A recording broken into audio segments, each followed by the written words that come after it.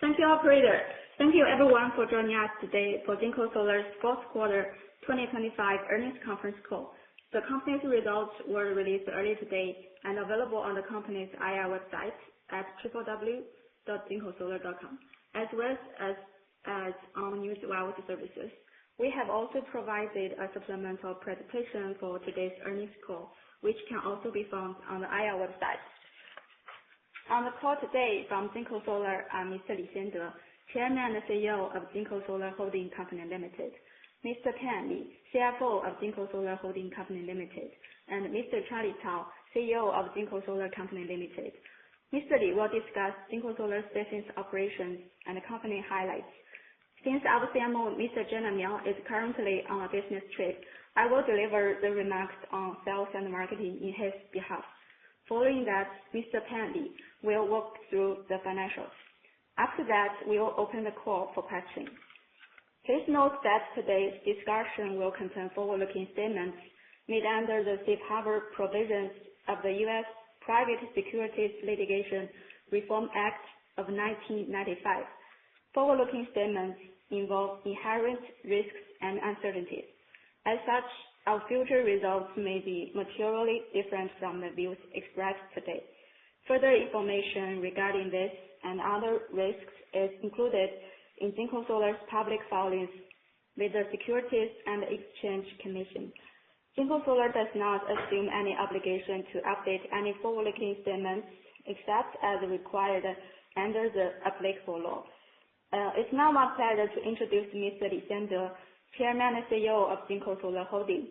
Mr. Li will speak in Mandarin, and I will translate his comments into English. Please go ahead, Mr. Li. 董事长可以发言了。2025年，全球光伏行业在供需结构调整与贸易环境变化中经历了较大波动，产业链盈利阶段性承压。在这充满挑战的环境中，我们坚持稳健经营和技术引领，在推进 N型 TOPCon 技术升级和高效率产品的迭代。2025年全年组件出货量达到86个 GW， 第7次位列行业第一。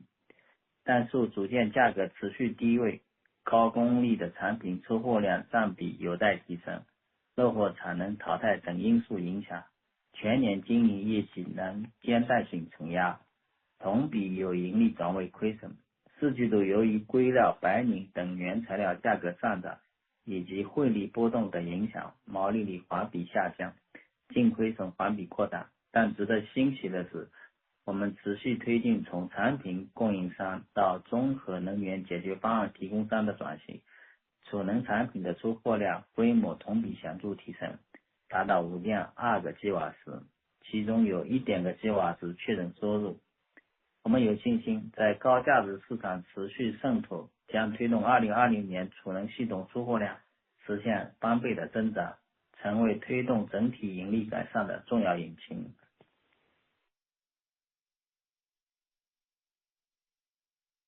The global PV industry continued to experience volatility due to structural imbalances and a shifting trade environment in 2025, impacting financials across the industrial chain. In this challenging environment, we maintained disciplined operations and our technological leadership, continuously driving upgrades of our N-type TOPCon technology and iterating our high-efficiency products. For the full year 2025, total module shipments reached 86 gigawatts, ranking first globally for the 7th consecutive year. Impacted by persistently low module prices, the elimination of obsolete production capacity, and a still evolving product mix at high-efficiency products ramp up, we incurred a net loss for the full year. In the fourth quarter, gross margin decreased sequentially, and our net loss expanded due to rising costs of raw materials such as polysilicon and silver, as well as foreign exchange rate fluctuations. However, our energy storage business maintained its rapid growth trajectory, marking an important step in our ongoing transformation into an integrated energy solutions provider. Shipments of ESS grew significantly year-over-year to 5.2 gigawatts in 2025, with approximately 1.7 gigawatt-hours recognized as revenue. Our deepening penetration into high-value markets is expected to more than double ESS shipments in 2026, serving as a primary driver for enhancing our profitability profile. 四季度以来，国家对光伏行业高质量发展的引导持续加强，一系列政策组合拳持续推进落后产能促进和竞争秩序规范，引导行业从规模和价格的竞争逐步走向质量与价值的竞争。头部企业主动响应行业高质量发展的要求，推动价格逐渐回归理性水平。一季度在白银等当中价格上涨的成本压力传导下，叠加出口退市政策对组件出口的需求的拉动，组件价格环比四季度已出现明显回升。随着行业竞争秩序的逐步规范和供需关系的边际改善，组件价格有望保持相对稳定，高功率及差异化产品仍具备一定溢价空间。Since the fourth quarter, government guidance supporting the high-quality development of the PV industry has continued to strengthen. A series of policy measures has steadily accelerated the phasing out of outdated capacity and normalization of market competition, guiding the industry to gradually transition from competing on scale and price to quality and value. Leading companies have actively responded to these high-quality development directives, pushing module prices back to reasonable levels. In the first quarter of 2026, driven by the pass-through of cost pressures from rising commodity prices, such as silver, coupled with the impact of export tax rebates on demand, module prices rebounded significantly sequentially. As the industry's competitive landscape continues to normalize and supply and demand dynamics marginally improve, module prices are expected to remain relatively stable, with high efficiency and differentiated products continue to command a premium. 我们持续推动技术突破，引领行业创新方向。截至2025年底 ，N-type TOPCon 电池实验室效率达到 27.79%， N-type TOPCon 钙带矿叠层的电池效率达到 34.76%。作为全球 TOPCon 技术的引领者，截至四季度末，我们已经获得超700件 N-type TOPCon 电池授权专利，成为全球持有 TOPCon 授权专利最多的公司之一。此外，我们与金泰科技合作，推动 AI 在钙带矿叠层电池研发中的应用，加速下一代技术的产业化过程。We continue to drive technological breakthroughs and lead the direction of industry innovation. As of the end of 2025, the maximum lab efficiency of our N-type TOPCon cells reached 27.79%, while conversion efficiency of our N-type TOPCon-based perovskite tandem cell reached 34.76%. As a global leader for TOPCon technology, we held over 700 TOPCon patents by the end of the fourth quarter, surpassing most of our competitors. Furthermore, we partner with Crystal Pine to drive the application of AI in the R&D of perovskite tandem cell and accelerate the commercialization of next generation technologies. 我们持续推动产品升级和性能迭代，不断提升产品竞争力。四季度640瓦以上的高功率产品出货量环比提升，达到3个 G 瓦，相较常规产品有1美分的溢价。随着最高效率可达到670瓦的非富商产品系列产品在今年逐步放量，并在多样化场景中加快渗透，高性能产品的价值优势将逐步体现，其溢价能力有望持续释放。We continue to drive product upgrades and performance iterations, consistently enhancing product competitiveness. In the fourth quarter, shipments of high efficiency products that exceed 640 watt-peak increased sequentially to approximately 3 gigawatts, a $0.01 premium compared to our conventional products. As our Tiger New, the third generation of Tiger New series, which delivers maximum power output of 670 watt-peak, sequentially scales up production volume and shipments this year and accelerates market penetration across diverse application scenarios. The value proposition of our high-performance products will increasingly stand out and is expected to command a higher premium. 我们持续强化穿越周期的成本控制能力，通过供应链优化、技术升级对冲原材料价格波动影响，明包铜的技术开发符合预期，预计2026年将实现大规模放量。我们在智能端的努力也逐步体现成效。以山西超级工厂为代表的灯塔工厂项目，一体化贯通的生产模式持续提升我们生产效率和成本的竞争力，为全球制造布局提供了可复制的经验。We continued to enhance our cost control capabilities across market cycles, offsetting the impact from raw material price fluctuations through supply chain optimization and technological upgrades. Development of silver-coated copper technology is progressing as planned, with large-scale production expected to gradually ramp up in 2026. Our initiatives in smart manufacturing have already begun to generate initial results. Through our lighthouse projects represented by Shanxi Super Factory, our vertically integrated production model continues to improve production efficiency and cost competitiveness, providing a replicable blueprint for our global manufacturing footprint. 储能业务方面，公司将其作为重要培育的第二增长曲线。我们持续强化关键技术研发，提升系统解决方案的竞争力，优化本土化客户服务及全生命周期服务响应能力，同时依托光伏业务快速构建的全球渠道，有序放大储能系统出现的出货规模，光储协同效应逐步显现。截至目前，2026年储能已签订单和高潜订单合计超过10个吉瓦时。随着全球能源转型推进及电力系统对应灵活性需求的提升，储能在新型能源体系中的作用持续增强。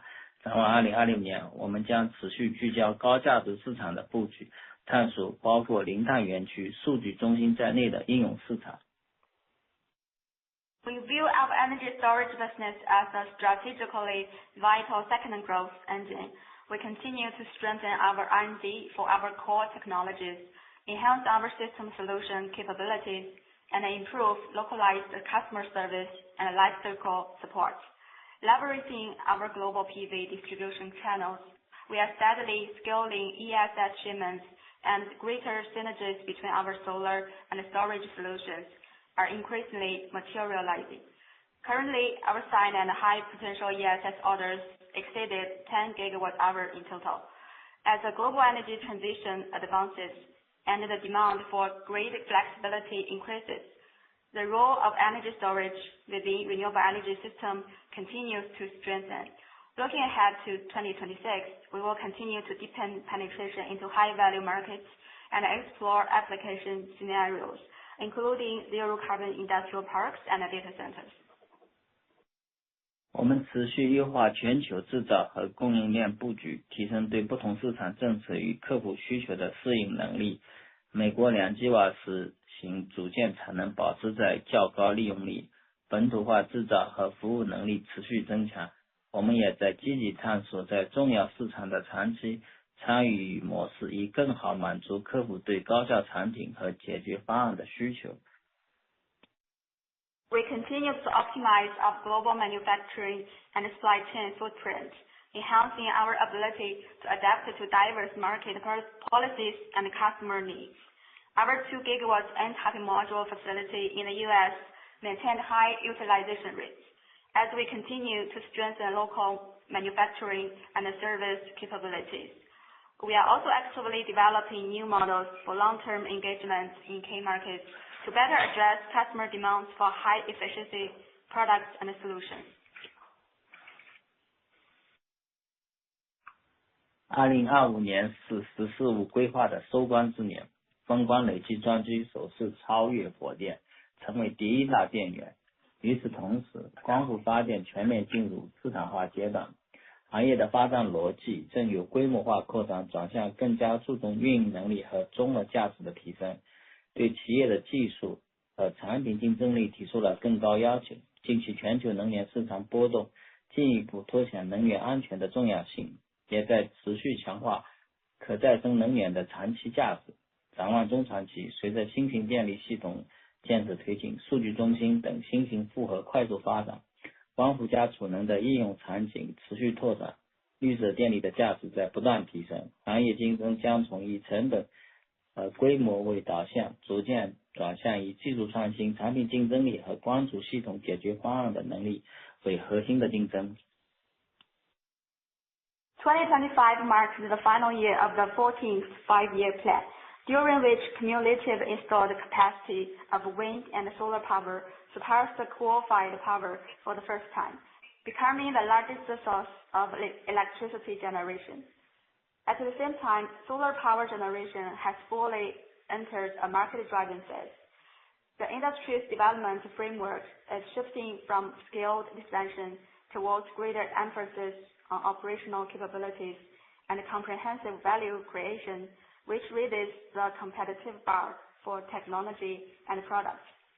At the same time, recent volatility in global energy markets has highlighted the critical need for energy security, reinforcing the long-term value of renewable energy. Looking forward to the medium to long term, as the construction of new power systems advances and the new load demand grows from data centers, for example, application scenarios for solar and storage will continue to broaden, enhancing the value of green power. Industry competition will gradually transition from being cost and skill driven to a model centered on technological innovation, product competitiveness, and the ability to deliver integrated solar plus storage solutions. 我们将持续巩固技术领先优势，深化全球化布局，加快光储一体化发展，不断提升综合解决方案能力，在行业格局和重塑过程中持续增强公司的长期竞争力及盈利能力。话题交给接档之前，我来介绍一下业绩指引。预计2026年底，我们的一体化产能将达到约100个吉瓦，其中海外一体化产能14个吉瓦。2026年全年组件出货量在75个吉瓦到85个吉瓦之间。2026年第一季度组件出货量在13个吉瓦到14个吉瓦之间。We will continue to consolidate our technological leadership, deepen our global footprint, accelerate the development of our integrated solar plus storage strategy, and consistently improve our capabilities to deliver comprehensive solutions. This will steadily strengthen our long-term competitiveness and profitability as the industry landscape reshapes. Before turning over to Jenner, I would like to go over our guidance for the full year of 2026. We expect annual integrated production capacity to reach approximately 100 gigawatts by the end of 2026, including 14 gigawatts from overseas facilities. We expect module shipments to be between 13 gigawatts and 14 gigawatts for the first quarter of 2026, and between 75 gigawatts and 85 gigawatts for the full year 2026. Thank you, Mr. Li. We are pleased to report that both our robust global sales networks and strong product competitiveness drove quarterly and annual module shipments to once again ranking first across the industry. Total shipments were 26 gigawatts in the fourth quarter, with solar module accounting for nearly 93% of the mix. For full year, total module shipments were 86 gigawatts. Geographically, overseas markets remained our primary driver, accounting for about 60% of total module shipments in 2025. We actively capitalized on growing demand across Asia Pacific and emerging markets, which together accounted for nearly 40%. Shipments to the U.S. were in line with our expectations and accounted for approximately 5%. We continued to optimize our product mix, increasing the proportion of high-efficiency product shipments and focusing on high-value application scenarios. These high-efficiency modules, highlighted by the Tiger New, the third generation of Tiger New series, have earned widespread recognition for their higher power generation and better LCOE. The order book for these modules has grown steadily since the fourth quarter, allowing us to command a premium over conventional products. As we continue to enhance our product competitiveness, our brand reputation and customer recognition have strengthened in tandem. In BNEF's latest Global Energy Storage Tier 1 list for the first quarter of 2026, we are recognized as a Tier 1 energy storage provider for 8th consecutive quarter. Furthermore, we achieved an S&P Global CSA score of 78 points, the highest one among PV module companies, and we were included in their 2026 Sustainability Yearbook. On the demand side, recent policy guidance and the discussions during China's 2 sessions and subsequent industry forums have reinforced the strategic focus on energy efficiency, carbon reduction, and zero-carbon industrial parks. This provides a solid foundation for the continued growth in China's solar market during the 15th five-year plan. Globally, the ongoing global electrification process, the continuous growth of new power loads from data centers, and increased focus on energy security following recent energy crisis are collectively driving demand. Low-cost solar and solar plus storage solutions and their deployment flexibility are ideally positioned to address these issues, enhancing energy system resilience and facilitating seamless incremental power demand for countries. By the end of the fourth quarter of 2025, cumulative global module shipments surpassed 390 gigawatts, with our sales network covering nearly 200 countries and regions. Notably, total cumulative shipments of our Tiger New series exceeded 220 gigawatts, ranking first in the industry as we continue to reinforce our global market leadership and strong customer base. 2026 marks our 20th anniversary, and we are using this milestone as an opportunity to further strengthen our product, brand, and customer service systems to continuously enhance our competitiveness in the global market. With that, I will turn the call over to Pan. Thank you, Stella. In the challenging fourth quarter, we achieved a 20.9% sequential increase in solar module shipments and a slight sequential increase in total revenues.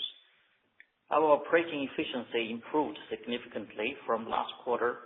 Operating cash flow was approximately 470 million in the fourth quarter and 280 million for the full year 25, hitting the target we set at the beginning of the year to reach positive full-year operating cash flow. Looking ahead to 26, we expect full-year operating cash flow to remain positive. Looking at our fourth quarter financials in more details, total revenue was 2.5 billion, up 8.3% sequentially and down 15% year-over-year. The sequential increase was primarily driven by an increase in solar module shipments, while the year-over-year decrease was mainly due to a decrease in average selling price of modules. Gross margin was 0.3% compared with 7.3% in the third quarter 25 and 3.8% in the fourth quarter 24. The sequential decrease was mainly due to a higher unit cost for products sold, while the year-over-year decrease was mainly due to a decrease in average selling price of modules. Total operating expenses were $473.6 million, up 28% sequentially and 21% year-over-year. The sequential and year-over-year increases were mainly due to an increase in the impairment of long-lived assets in the fourth quarter of 25. Total operating expenses accounted for 18.9% of total revenues, compared to 16% in the third quarter. Operating loss margin was 18.6%, compared with 8.7% in the third quarter.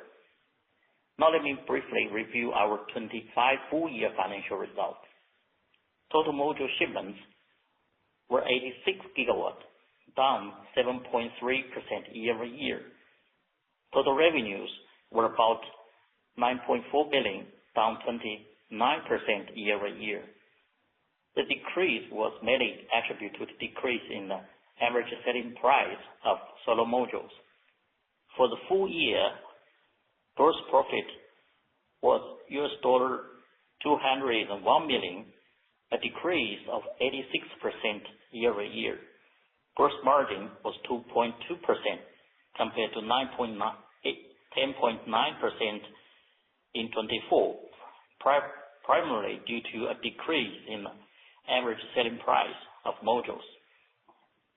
Total operating expenses were $1.48 billion, down 23% year-over-year, primarily due to a reduction in shipping costs driven by lower volumes of solar module shipments and declining average freight rate in 25, as well as lower employee compensation cost.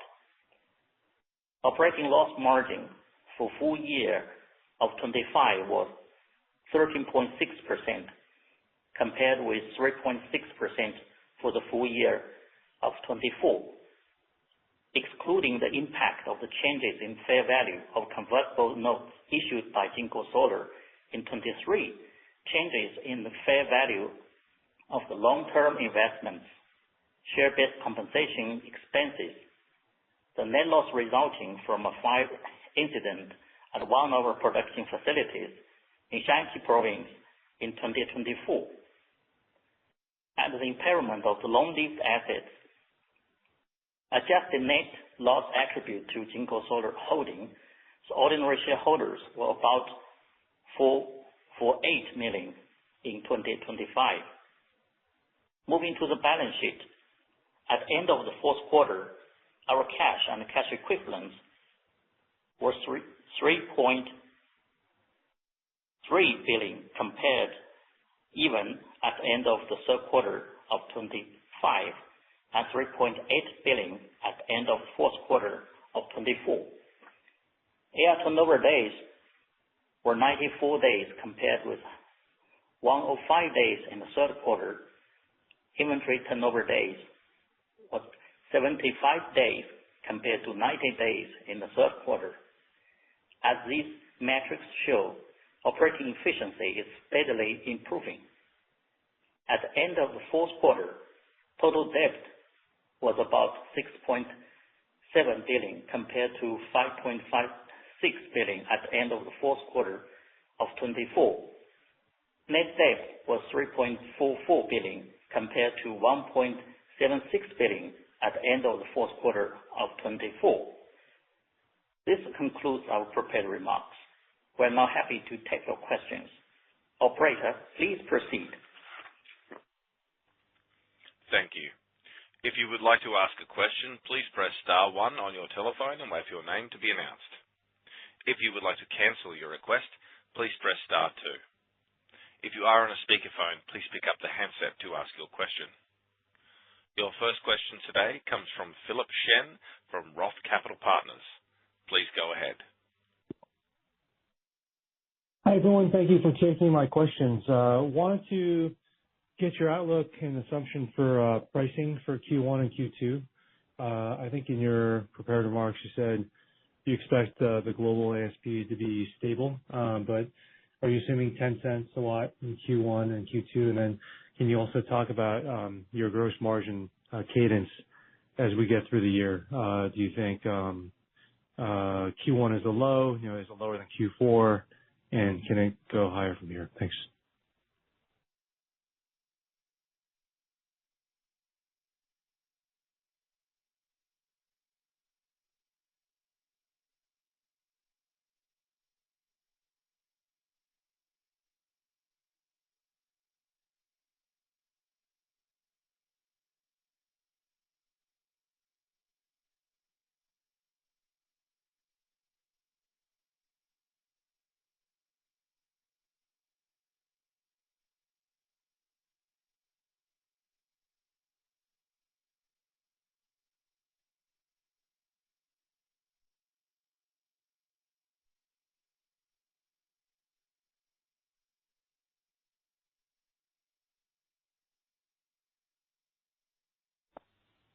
Hello, are you guys speaking? Did you guys hear my question?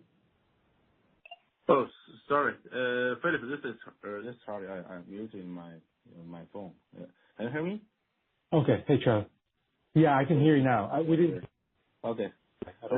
Let's get back to your question. And if you look at the price index, the market pricing, and I think the module price and is rebounding and in the last 3 to 5 months, and reflecting the cost inflation, and as well as I think the most of the tier 1 companies is more disciplined, and as well as there's a backdrop is anti-involutions.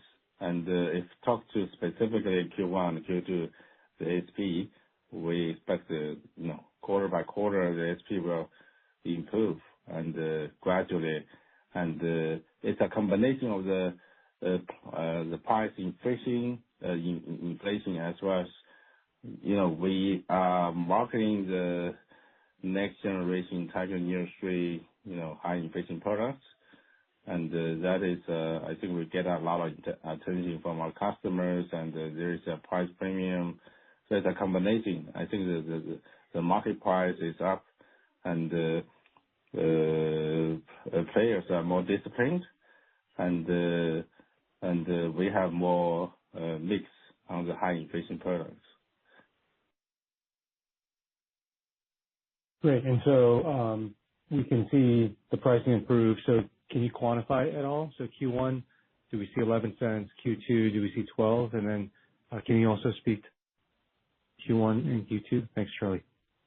Yeah. I think we're not in a position to disclose the detail ASP for looking.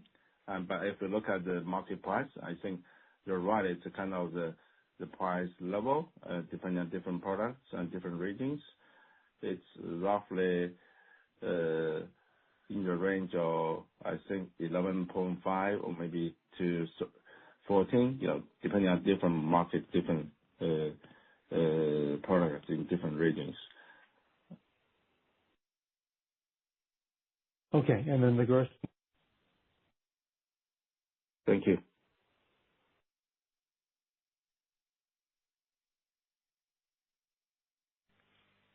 Thank you. Your next question comes from Rajiv Chaudhry from Sansara Capital.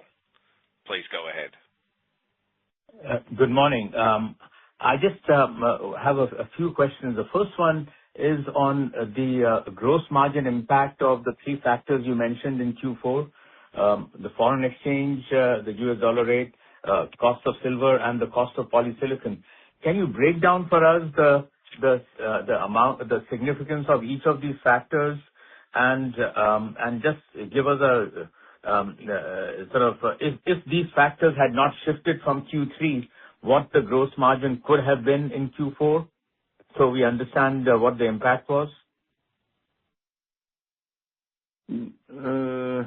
Yes, I think, so back to the questions, I think if nothing changed, we expect the Q4 margin should be stable or maybe a little bit higher, in the fourth quarter. But fourth quarter, there's some headwinds and talking about, if we look at the magnitude, the first one will definitely the commodities, particularly the silver, and I think the market price is sold, it's up 250% to 300%. That's a dramatic change. And second one will be the RMB, appreciations. And the polysilicon is not, the price a little bit higher in Q4, but it's not significant impact. Okay. So silver was number one, the exchange rate number two, and polysilicon much less. Great, thanks. Next question is on depreciation and capex. What were the depreciation and capex numbers for 25, and what is your target for 26?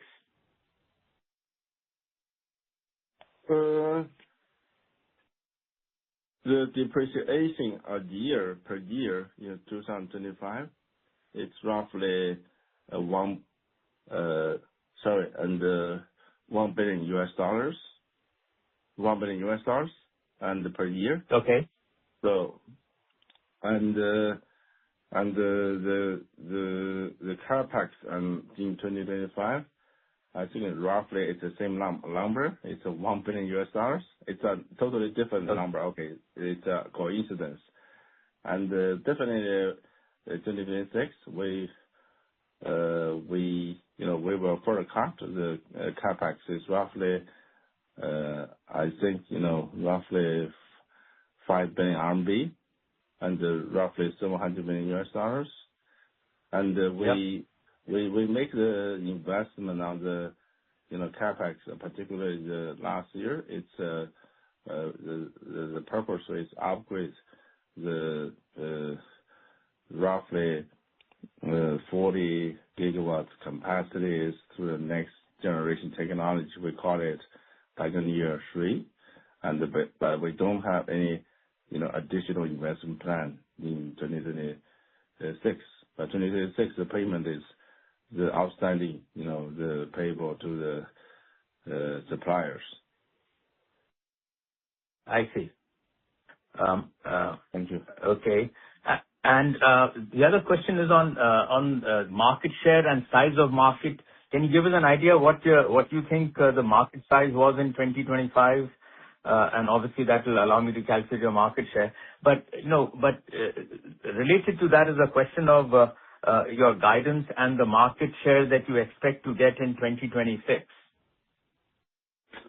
Yeah. Last year we delivered roughly 85 gigawatts, the top one in the industries. I think roughly we get 13%, maybe 13 to 14% market share.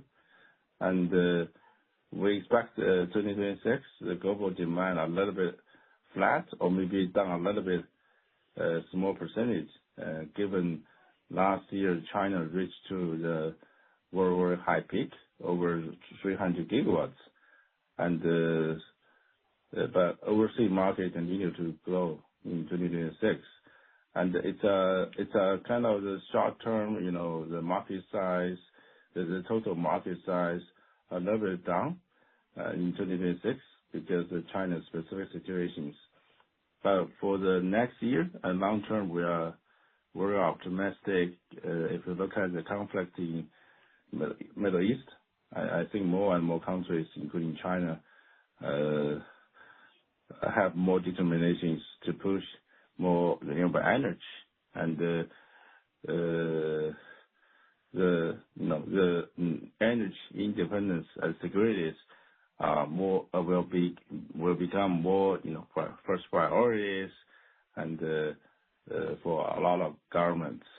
And for 2026, we guided 75 to 85 gigawatts. It's a flat with last year, maybe a little bit lower, reflecting the total market size in 2026.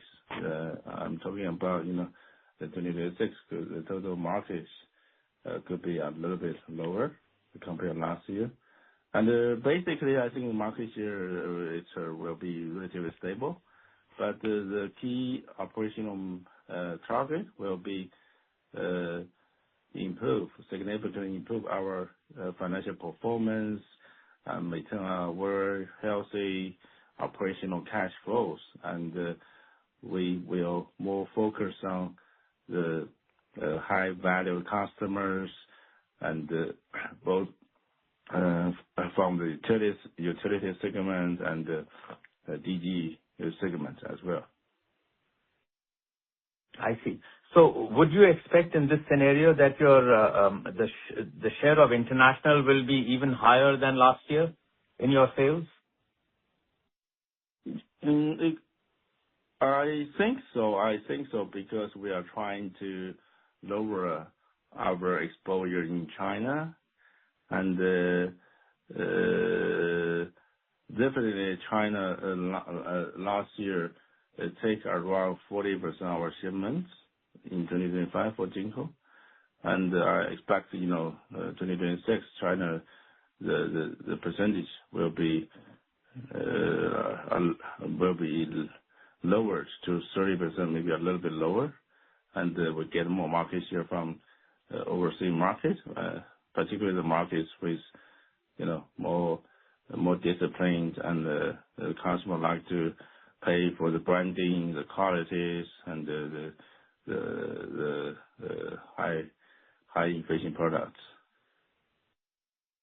So Charlie, if some of the tier 3 and the weaker companies are getting out of the market, shouldn't we expect your market share to grow in 2026, even if the market overall is down? Are you just being very conservative here? No, unfortunately, it's not a conservative estimation, and we think this year is kind of the transition year, and next year we are looking forward a lot of good opportunities, and we believe this year you're right, a lot of tier 2, tier 3, even relatively bigger guys will be facing I think liquidation issues or maybe consolidation issues, and what we want to do is we penetrate the market with customers who is willing to be to pay a reasonable price, and we are able to get a reasonable probabilities. Charlie, final question. On the exchange rate, obviously you experienced a negative margin pressure because the dollar weakened. The dollar weakened against the renminbi, and your products are priced in dollars globally. Would you consider shifting that into pricing globally in RMB, so that in future, as the dollar continues to weaken against RMB, that you are not punished for it? Because it seems to me that it makes sense to consider this as a strategic rethink. Yes, we're trying to diversify minimize the risk of fluctuation in the currencies, and if you look at the price determinations in your sales orders, it really depends on the customers, how they view their exposures. Most of customers, I think their PPA is still US dollars, so it's a kind of natural hit when they procure the modules from the module makers. But some customers willing to pay in RMB denominated, and we are encouraging the customers who is willing to switch to RMB to a little bit lower the exposures are currency exposures, and on top of that, I think our currency hedging will continue to do that, it's a little bit difficult, but we trying to minimize impact. And for the pricing impact, we periodically we reassess the possible, the exchange rates and put into the pricing for the future sales order. Thank you. I see. Thank you. Thank you very much. Thank you. Your next question comes from Alan Lowe from Jefferies. Please go ahead. Hello, can you hear me? Yes, please go ahead. Yeah, thanks, Charlie. Thanks for taking my question. First of all, would like to understand the company's view on its potential collaboration with the U.S. leader in its local plan in both the space-based solar and also its huge local 100 gigawatts deployment. Heard that Ghana was on the ground with some progress. So would like to know if the company would share updates on that front. And another thing is, recently seems there's a market discussion on China may be prohibiting or stopping the export of solar equipment as well. So would this impact that collaboration? Thank you. Thanks for the questions. And for the second question, I didn't have any information to comment. And I know there's some kind of message, even popular news from overseas media channels. And but for I think you are talking about the U.S. The Tesla, SpaceX, and it's probably information Elon Musk is making very bullish and plan to build and 100 gigawatts by Tesla and 100 gigawatts by the SpaceX. And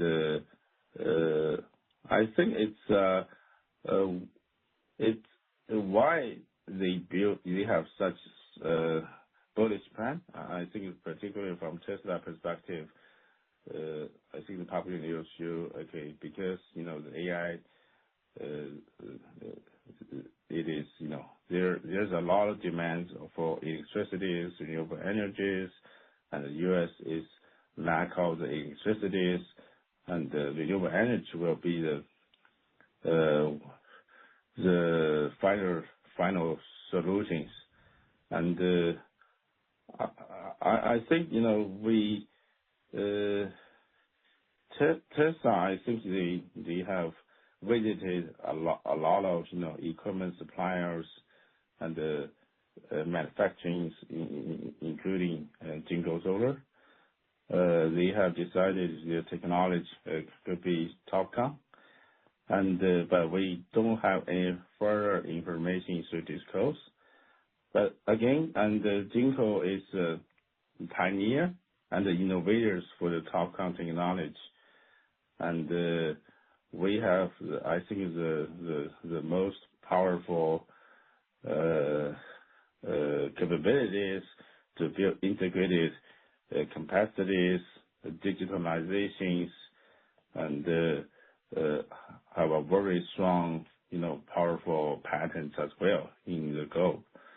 And we are quite open to explore, the cooperation opportunities and with partners in different countries. And you can, so that is the information I think I can share. But in summary, I think the probably information show, the Tesla SpaceX has a plan to build capacities. They are doing a lot of work, and including visiting Chinese manufacturing.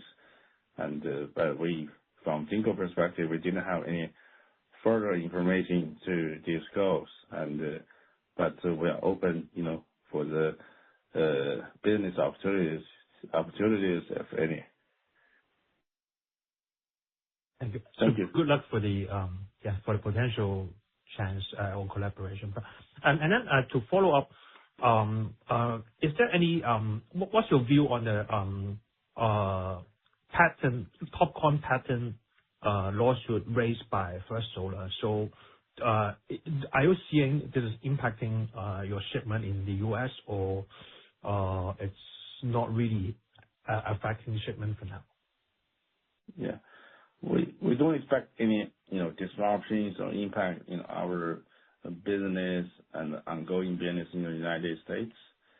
And the First Solar litigations, and we have been actively engaged experienced lawyers and to fight, and we don't believe we infringe the relevant patents of First Solar, and we did research for the production process. We don't believe it is relevant. And on top of that, we have a very solid experience a couple of years ago, and to deal with 337 with Hanwha Solar, and we bring in the final. But again, we do a lot of preparation work, but we are confident, and there is no any impact for our operations in the United States. Understood. Clear. So switching gear to the FEOC related issues. So would like to know, I think probably for this year, there are sufficient projects already safe harbored for this year. So wonder if you may share with investors on your plan on meeting the FEOC requirement going forward. Like, is there any progress in sourcing partner, etc.? Yeah. I think there's a lot of the safe harbor, the downstream projects, and the project will get through the constructions and the connections in the next 2 or 3 years. And for the FEOC compliance for the manufacturing in our for Florida facilities, and we are in the final stage and with negotiation with potential investors. And if there any is significant breakthrough, we will make the announcement, and we expect it it could be to be closed in the next couple of months. Understood. That's very good news. And then I would like to switch gear to ESS. Like, I think the chairman has guided on the shipment that in 2026 the shipment may be doubled. I wonder if you might share in which region are those shipments is going to be, and is there any AI data center related deals that is being negotiated or in discussion? For the storage ESS business, and AIDC is definitely a very hot topic, and we are actively in the early stage and discussion with few potential customers. And we plan, and I think hopefully we are able to finalize some deal by the end of this year. And for the storage shipment by regions, and China really take a very small percentage, and it's roughly 10% to 15%. Our focus will be the Europe, Latin America, and some projects from Middle East and Asia Pacific regions. So that's the breakdowns. And the U.S. last year we shipped around 600 megawatt hours, and we are building, solidify our teams, and hopefully we can make significant breakthrough in the U.S. market in 2026 as well. Understood. So, is there an expected gross margin target on the ESS side of the business? Yeah, it's we estimate to be 10% to 15%. It's we did have a very good backlog last year, and but the industry is facing the increase of price of lithium, and but we are trying to manage and minimize exposures. But we estimate could be in a range of 10% to 15%. Understood. That's very clear. I think my last question is on the shareholders' return. Wonder if the company, what's the pace of the buyback or the company? Like, is there any further shareholders' return program for this year? I think we will continue to make the investment return in the combination of the share repurchase and the dividend. And it could be, the magnitude we have not determined, but we'll definitely do that. So I think in the past, it was around, like, the plan was around $200 million per year, but I'm not sure if this is still the plan, given the situation in the industry for now. Use U.S. holding companies, and I think now the U.S. company has roughly $200 million in cash, and but we try to make some investment on this through including solar, robotics, and some relevant and industries, and so we need to allocate between the equity investment and the shareholder returns. But we have sufficient, I think, the cash and to return the investment and to return to the investors maybe in a range of $50 to $100 million a year. Understood. That's very clear. So thanks a lot for taking my question, Charlie. Thank you. Thank you.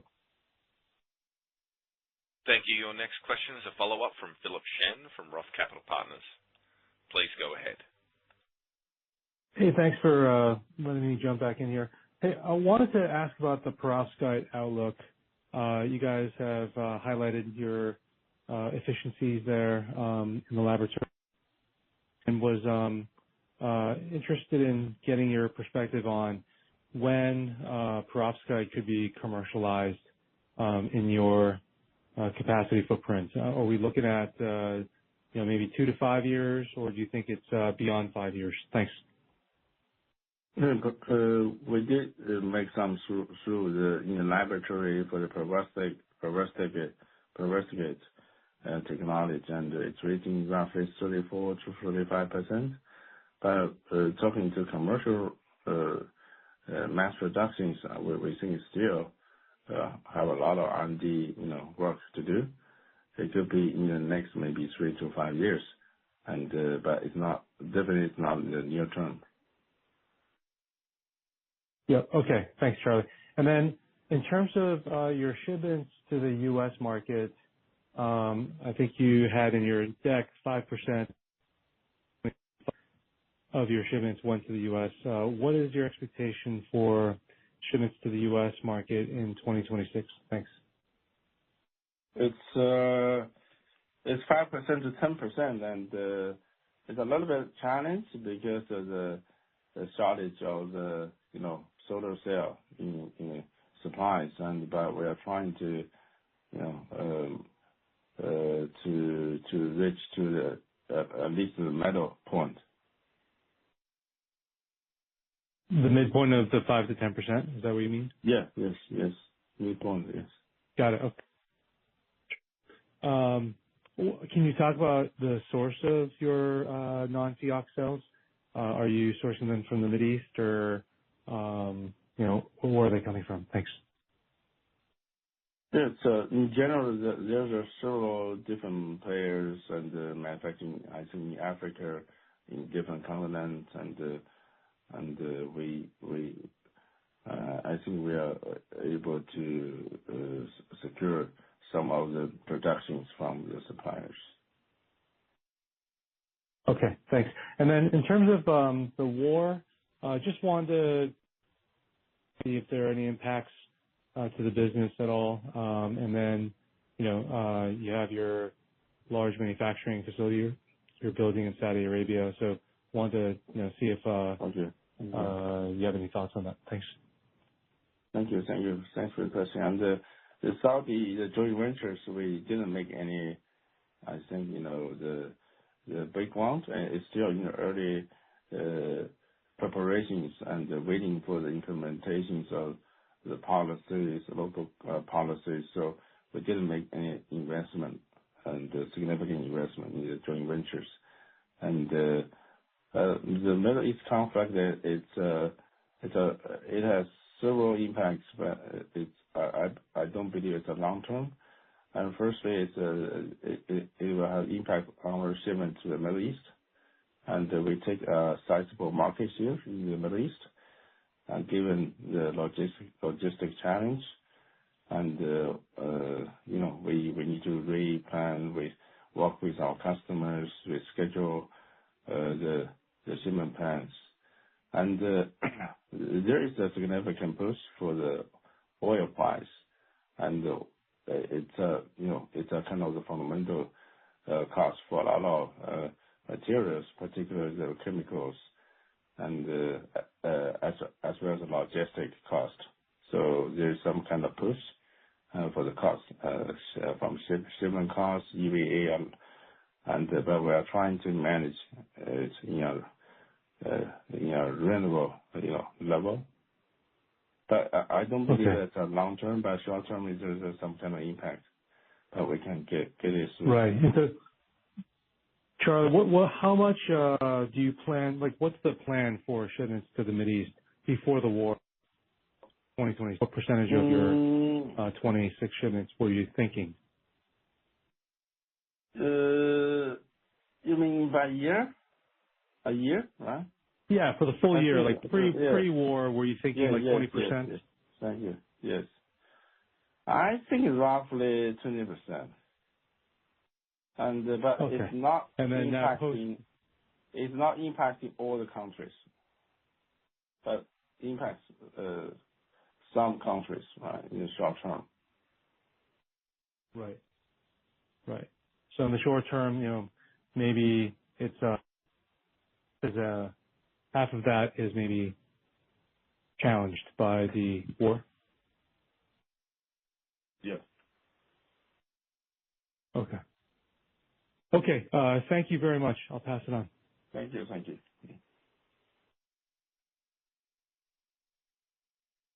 There are no further questions at this time. That does conclude our conference for today. Thank you for participating. You may now disconnect.